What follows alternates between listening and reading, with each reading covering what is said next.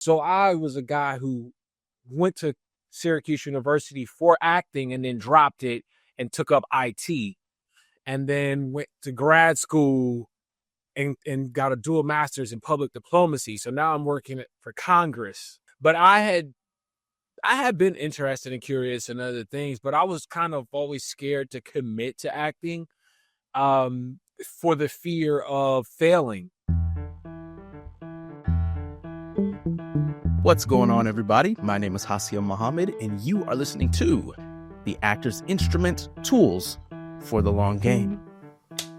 Our business is full of ups and downs. You can have a major booking followed by radio silence. The question becomes, how do we stay resilient during these times? You find a new agent, get new headshots, or maybe take on a personality of Judge Judy, the mob boss. Joining me this week on The Actor's Instrument is Dexter McKinney. Dexter made his Broadway debut in the Tony Award-winning play Skeleton Crew. He can be seen on television shows like Emmy Award-winning hits When They See Us and Mrs. America, as well as Dr. Death, City on a Hill, and many, many commercials as well. Last month, he made an appearance on Law & Order, and as a creator, he has built and engaged a growing audience across platforms with over 100 million views and nearly 400,000 followers across TikTok, Instagram, and Facebook. Dexter, my man, thank you for joining me. Yo, thanks for having me, man. I'm so excited, bro. Appreciate you. Absolutely, absolutely. All right, we gotta talk about Judge Judy. Because if you're listening and you don't follow, if you're not one of Dexter's 400,000 followers already, he's got this running bit on socials where you've taken sound samples from the Judge Judy show, and you've got this like mob boss persona, and it's perfect. Where did this come from? It came from the world of TikTok. It's a lot of folks on there that Judge Judy is popular. I think she's more popular on Instagram now, but before it was like she was really popular on TikTok. So a lot of people have done different versions of Judge Judy. Shout out to them. I used to watch a guy named Nova, a guy named Ryan, who, I got a chance to actually meet, and, we talk on the phone. There's some skits with Ryan and things like that. But these guys I used to watch years ago doing their version of a Judge Judy. And, when I decided to, about a year ago, in October, I started to consistently post on TikTok. I've always wanted to make content. And it was always a thing where it's like, well, I was in Skeleton Crew with Felicia Rashad. I can't make silly content. Or I was in When They See Us at this point, but there would be ideas that I would have. I would just sit on them. I may do a little idea here and then do something else a year later if I get inspired. Sure. But I had so many things that I wanted to do, and then I would see somebody else do what I wanted to do 4 years later. I'm like, man, I had that idea in college, and I would just let them go because I didn't think my brand as an actor would be benefited by making content. I thought it would water it down. But then obviously things change, right? COVID hit, a strike hit, another strike hit, fear of another strike hit. The industry just kind of is self-stalled. And then, the phone stopped ringing. I was getting auditions and stuff, but I wasn't on set. The commercials held me down. But as far as like, you want that TV gig, you want that series regular, like most actors, or at least, a guest star. I mean, I done my co-stars, I done my, my one-liners, and I'm thinking, okay, next step is recurring series regular. But it didn't exactly go that way for me. So while it got quiet, I started doing other things. I started trading in the stock market, and that's fun. But, you got to have money when you trade in options and you losing. You got to have money to keep playing that game. And it was just like, all right, man, let me just do the content. So to answer your question, I started posting regularly on TikTok. 2 weeks in, I went viral. And then you learn all of these things when you go viral. Like, okay, I'm getting thousands of people looking at my profile now. How do I convert them into followers? Well, I got to have a catalog.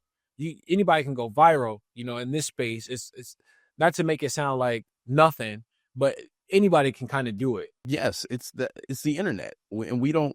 There's no formula for going viral. I mean, there's formulas, but like you can literally, as you said, somebody can post something random, or so they think is random, and it just catches fire. We saw the virality of like Barbenheimer. Like nobody on those marketing teams was thinking this was going to be a thing, and then all of a sudden, overnight. Yeah, and that's kind of how it goes, right? So that's what I mean when I say like anybody can do it. It's a space and kind of a golden age for doing that. But then what? Well, now you got all of these people checking out your page. Like, who is this? Thousands of people, and you might get a couple followers, but you're not converting them if all you got is that one video, and then the rest of your page just looks like madness, right? But you learn a lot. So I learned that, okay, TikTok is telling me this is a lane that I can go down. I didn't necessarily want that to be my niche, but I was in the game to build my platform. I'm viral 2 weeks in, so that gives me some like incentive and motivation to be like, okay, we might be on to something here, Right. So I went down that path for a while. I threw a Judge Judy bid out. It wasn't the Mob Boss version. It was really because I work in the schools in New York City. So I work in high schools. I work at an alternative school, which I dubbed Last Chance High. Because a lot of our students, they done got kicked out of 4 schools and 5 schools. So now they come to our school. And if they get kicked out of here, it's over. So you know what that kind of environment can be like in Brooklyn. Yeah. And so I'm like the dean. I'm like Judge Judy, the dean at Last Chance High. And it was cool, but it wasn't, it didn't. So, but I did a couple of them. And eventually the right audio came around and the Mob Boss thing was clicking. And I threw the hat on, I threw the jacket on, I threw the on, and it took off right here, 5 million views. And because of that, also people in the comments are like, yo, you should make this a series. I'm like, yeah, because a lot of my research, I had done a lot of research going into it, like just being on TikTok and being on YouTube and studying like, okay, how do you make this thing work? Because we might be creative and want to just do our own thing, but it might be other paths, like if something is trending and, you can build it up that way and then be creative and add the things that you do that are unique to you. But you don't have to try to recreate the wheel when you're getting started. Or forcing anything, like forcing a wheel to roll that's flat. When there's a wheel over here that's calling your name and that thing is fresh, it's got new treads on it. Exactly. Because I feel like we can fall in the trap of, you said it earlier when you're thinking about your brand. Well, I'm trying to be on this TV show or I'm trying to do that play. Like, but at the time, those things weren't calling you. And maybe we could say like, fortunately or unfortunately, but they weren't calling you at the time. So you went over to the wheel that was calling you. You said, let's roll this. Let's roll this. That may have played into the fact that, I finally made my Law and Order debut as a New York actor, a show that I've auditioned for 25 times.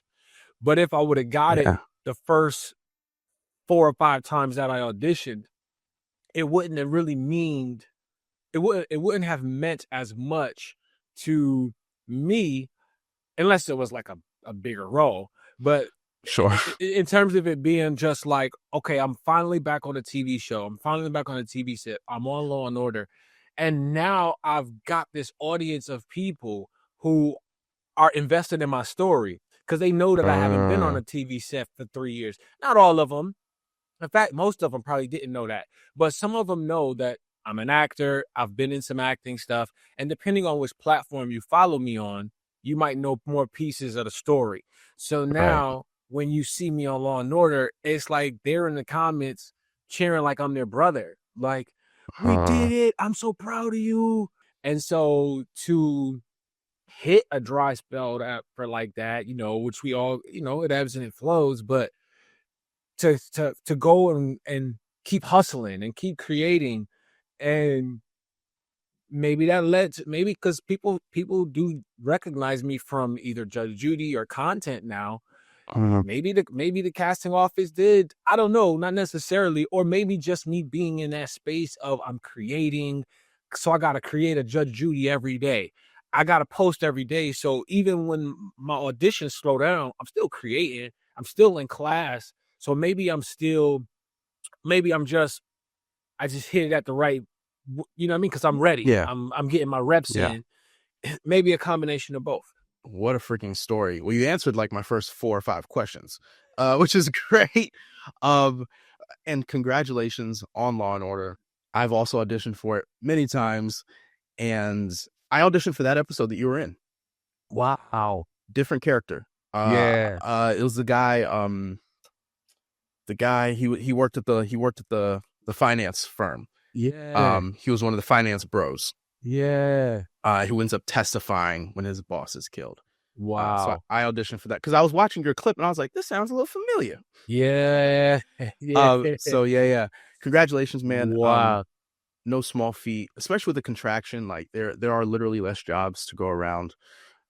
You mentioned this is your first TV job in 3 years. Yeah. I imagine when that hit you, maybe before Law and Order, that it had been 3 years since you've been on TV, that may be a bit of a tough pill to swallow. Yeah. What would you attribute to your ability to stay in the game for all those years? Like what kept you going? Because a lot of people quit. That's a big thing in our business. I mean, God, you know what I'm saying? God, bro. I've been, I've committed myself to it since I was a kid. I started acting in like middle school. I got my first lead in a play.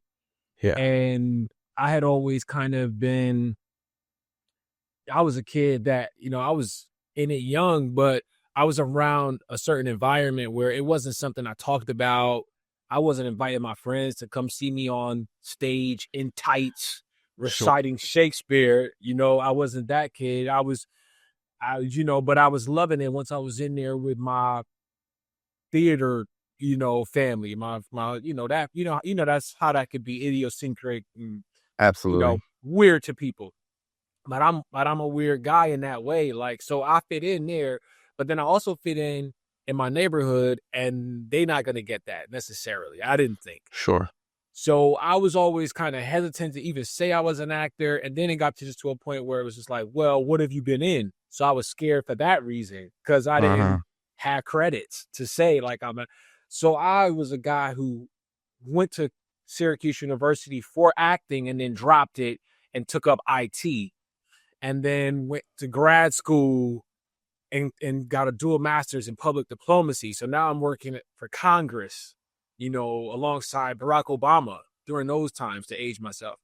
But I had been interested and curious in other things, but I was kind of always scared to commit to acting for the fear of failing. And then it just came to a point where it was just like, all right, I'm going all in. I had hit a point where it was like, I'm just going to commit to this thing. I went all in. And that's what led me to becoming a professional actor, in the sense that I joined Equity. I joined the union for Skeleton Crew. The first time I did Skeleton Crew at Actors Theater in Louisville. Like I was able to get in that show and go to Louisville and be in a show and get put up in my own like apartment, and I'm like, yo, I'm an actor. And so just remembering those things, that first time I was on the TV set, like a big one, When They See Us with Ava DuVernay, and just those feelings, like it's just nothing like it, man. And that's what I think a lot of actors is like, for us to get to do that, we have to sacrifice a lot to be able to do that. And when you think about how little we're actually acting, even when you book a show, if you're not like necessarily the lead, it's a lot of sitting around. It's a lot of hurry up and wait. And so the amount of time we actually get to spend acting, as opposed to like I don't know, a Wall Street guy who goes in every day, like 9 to 9, and he doing Wall Street or whatever. Like, you know, a lot of it for us is prep and all of that. But I just say that to say I was used to not doing a lot of acting and feeling like, man, you know, once I started getting these certain jobs that it would just keep going and it kind of stalled out a little bit. I just was like, I've come too far to give up, you know, like I've invested too much. I'm going to Bod Krakauer again. That's like a $500 class. You know, that's not like a cheap investment. I had left working for Nike World Headquarters in the IT department. I had left working for Congress and working in these political spaces where I could have made a lot of money.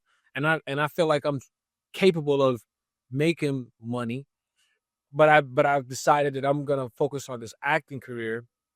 I just felt like I haven't tried everything. I haven't, you know, I haven't even tried my content yet. You know what I'm saying? Like, and that's a space where people are doing great. People are making money. People are getting opportunities to be in movies and TV shows and things like that. And they're not even traditional actors. They haven't studied with Bob Krakauer.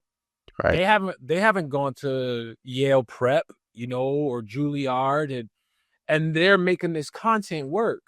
So, okay, I'm not stupid. What do I have to do to figure out this content stuff? Because I know actors. I got an actor friend of mine. We're gonna film something this weekend, and he's a real good actor. And we were on Dr. Death, the TV show, together, opposite Kelsey Grammer and Joshua Jackson.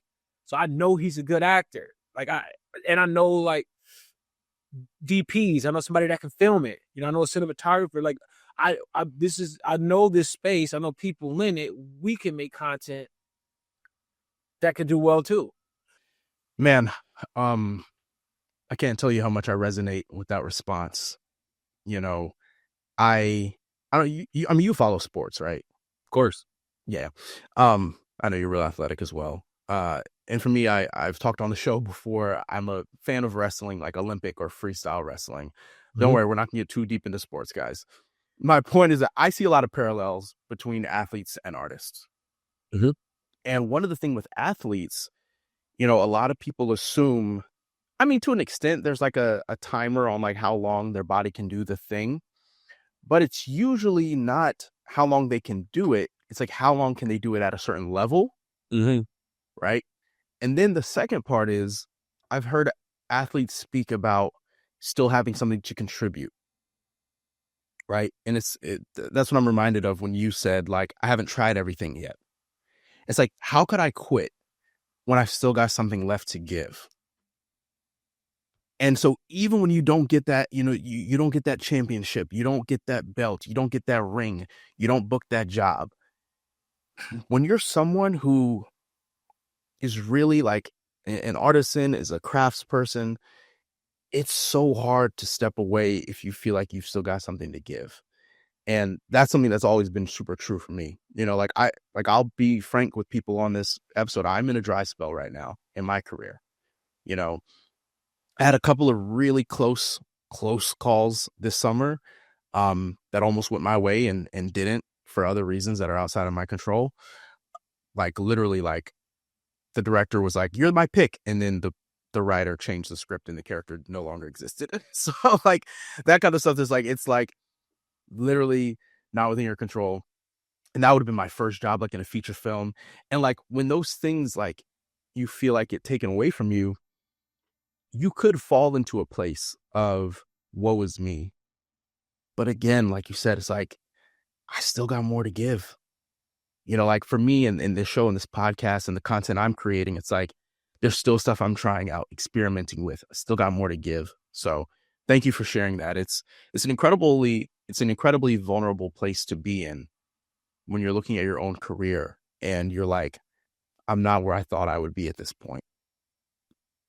You know, and to come onto a public platform and be able to say it's been a few years. But the cool part and the light at the end of the tunnel is, bro, you've built an audience of over 400,000 people, around 400,000 people.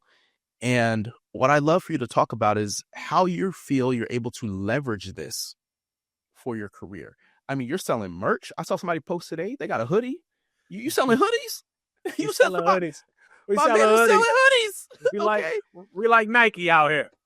Okay, so for the people who are listening, and I know I've had a couple other guests who have spoken about social media and stuff, and I know there are actors, because myself included, who are like, ugh, I don't want to do the social media thing. Could you just talk to us about how you feel like you're able to leverage this for your career moving forward? I'm just really now in that space of, okay, how do we really monetize this so that it matters? Right. Mhm. So that's where I'm at right now. Great. Because I had been focused on okay, how do we build a platform? That's no small task in and of itself in terms No. of content creation, ideation, engaging with your audience so that they feel that they're a Mhm. part of it, and you want them to be, a part of it. You want them to give you ideas that you don't see coming. They gave me great ideas. They're the reason why I connected with Whitney Kumar, who is on the show Judy Justice. She's the stenographer on the Mm. new Judy Justice, because Okay. they were telling me, you got to reach out to Sarah, who is Judge Judy's granddaughter. Couldn't get in touch with her, but it just so happened I was able to connect with Whitney Kumar, and I just flew back from LA filming content with her.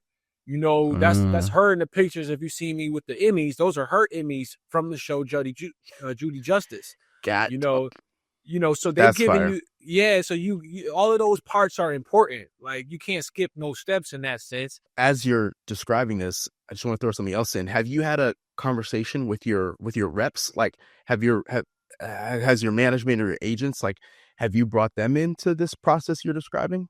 I have, I was actually with them like a few nights ago, Oh, and sick. they're excited about it, and it's really a new space for all of us. You know what I'm saying? It's a new Mhm. space. So, you know, still kind of figuring that out, like how to best use that. But my understanding is that they are bringing that up in auditions. It comes up sometimes without them bringing up, in terms of how many followers do you have. I've been seeing that in auditions for a while, but I've noticed Especially it now, commercials. especially commercials, and yeah, they want to know, like, that type of information. So that always feels good to say, hey, I do have a thing where, if I post something, it could, you know, get some visibility on it. Yeah. So that just helps you too, just to walk into a room. You know what I mean? Like, people might know you. Like, I walk outside the house and people, Judge Judy, or you do the TikTok. Yeah, I saw you had a couple, like, furniture things. That's the first brand deal, and I've been getting pitched ideas. You don't have to have, like, the biggest following that you think you have to have, um, to get brand deals. It helps, obviously, like, if you have like 1 million followers, you know, Right. yeah, like, but then you can negotiate different prices and different things. But you could start with probably wherever you are, and you just have to know how to pitch yourself, Mhm. and show that you know how to make content. Because again, anybody can go viral. What's amazing about this is we're, like, in real time. I'm glad to have you on the show, because in real time, we're seeing what this process looks like. Yeah. Because a lot of my guests I've had on the show that have really big followings and have done this stuff, like, they're a couple years into it. Um, and, social media obviously isn't everything, but as we've discussed on this show, it's a tool. It's a tool. And I think about it like I think about money, right? So you've built an audience. You have what we would call an owned audience. Like, if you wanted to put something out to your followers, you could do that because they're kind of captive, right? Like, they follow you. So for the actors who I hear say, like, oh, I don't want to do social media, it's not for me. How could it be bad to have an audience as an actor? Like, if you're successful at it, worst case scenario, you're an actor with nearly 500,000 followers. Imagine you're producing a short film, right? And you're like, hey guys, I need support for this thing. And you've got 500,000 people who are invested in your career. Or better yet, the film comes out in, let's say it's premiering at one of the New York festivals, and you're able to promote it to your following. And I say I think about it like money because I'm a big, like, financial guy, and we have a segment on the show called Finance for Freelance. And when I talk to people about saving and investing, something that comes up sometimes is like, well, what if I want to do other things with the money or blase, blase? And I'm like, look, if you save your money, if you invest your money, worst case scenario, you'll have money. So if you build a following, if you build an audience and it doesn't lead to more bookings, it's cool because you have an audience and you can leverage it in different ways. So I think that was really cool to hear how you're doing this and how you're beginning to do this. I have one final question for you. And this is the thing I ask every guest on the show, which is, what is the defining quality that you bring to the table as a storyteller? Because you're a storyteller. Mm-hmm. Anybody who watches your stuff on Instagram and TikTok will see you are an actor first and foremost. And what I want to know is, what is it about your craft that makes Dexter McKinney different from any other actor out there? That's such a really good question.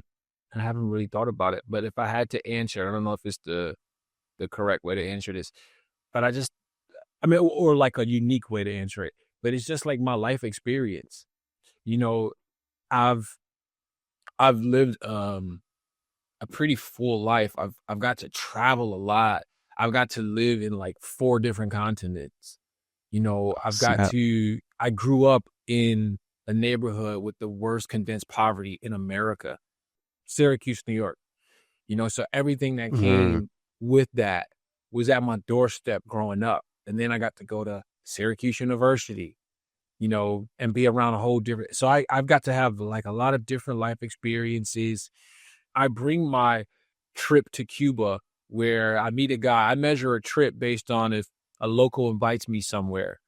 And I meet a guy in Cuba. I speak a little Spanish. They speak really fast in Cuba.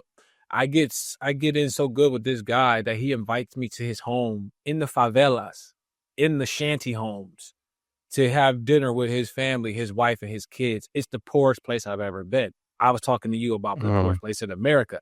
This is a different type of third world poverty, to where the house is this big. We having dinner. There was like a barrel in the middle of the space. He grabbed like a aluminum metal board, put it on top of the barrel, and we had dinner right there. You know, and the love that was in that space while they were walking around barefoot. His wife just came home from prison because she was eating steak, and that's not for the locals. That's for tourists like me. And if you get caught eating a hamburger, and you from Cuba, you going to jail.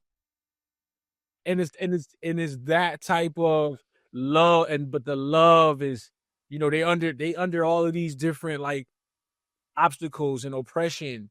And then you come home and you realize, oh, I can go eat pretty much what I want. I'm not rich, but if I want like a steak meal right now, I can go get it. Yeah. You get what I'm saying? I got shoes to wear on my feet. I got hot water. I got a bathroom. And I've had a bunch of these type of experiences that allow me to enjoy any successes, any victories in a way where I know like so much of this is just a gift from God. Like so much of this has nothing to do with me or what I bring. It's just the blessings that I've been afforded that I can't even necessarily consciously think of every moment. Yeah. Because they're in abundance. Yeah. So I come with that sort of like humility, that sense of experience to where it's bigger than me. Like it's not really about me. I'm fortunate to like have people that rock with some of what I do, but I understand it's bigger than me. Bro, you started this by saying you weren't sure if this was a unique answer. I went somewhere with it, didn't I? You went somewhere. And also, no one, I told you we're coming close to episode 100. No one's given that response before. No one has said that their life experience is what makes them different, which is ironic because our life experience is the only thing that makes us different. Like on some level, like that's the easiest answer. Yeah. You're the first one to give it. And, nice. And man, like you said, like you've been around the block. What a life experience. Dexter, I can't thank you enough for sharing your life experience with us on the show. I know you stay busy, and your story about how you pivoted during a time of uncertainty and how you've come back, to the industry with this recent spot on Law and Order. It's all an inspiration, man. And I can't thank you enough for being on the show. Yo, man, like I said, bro, I really appreciate it, man. When I saw the text, I said, yes. I remember watching the show and you told me how to do my slates. You answer with a full answer. Like, it's. Oh, snap. I remember that. Yeah. And I do all my slates like that now. Yeah. I do all of them since that conversation. So, like I said, man, I'm honored to be here, bro. I appreciate it. I love what you're doing, man. And thank you. More blessings. And we're gonna get you out of that dry spell soon. It's coming. The big one. Folks, if you enjoyed this conversation with Dexter McKinney, then you'll love a recent conversation I had with Wu-Tang on Hulu's Andrew Manning. So be sure to check that out. Major shout out to our distributors and co-producers over at Next Chapter Podcasts. You guys know we're back next Tuesday. Make sure you subscribe if you haven't already. Like this episode. It helps out a ton. We'll be back next week. Until next time, y'all. Peace.